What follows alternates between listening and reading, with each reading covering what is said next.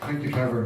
If you want a real sense of deja vu, you should have been in the Green Party 10 years ago, along with Catherine Connolly, because what Peter said in that report is exactly what we were saying when we objected to the outer bypass. However, it was portrayed in the media that we were objecting to boycotting, which was never the case. But there's two very important things that Peter said in that presentation. And the first is business. I'm a businessman in town.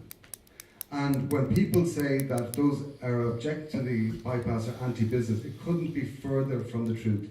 This bypass is development-led. It is not citizen-led.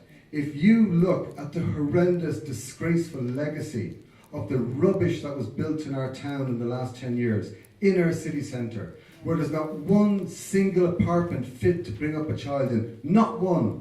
There's not one child living on our docks. Okay? So, if we want to attract business, and inward investment is important and multinationals, but more importantly, grow our own indigenous business, we need a modern city, and we've got to draw a line now and look to the future. We cannot undo the horrendous legacy that's been done to our city.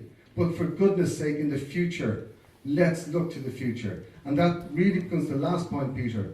It is easy to say that we could have housing in our city centre, but is it going to happen? Is it going to happen in the docks?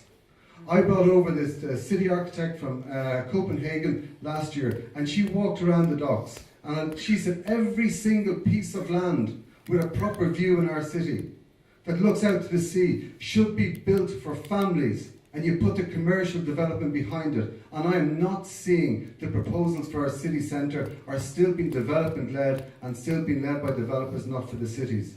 So thank you very much for your speech, Peter.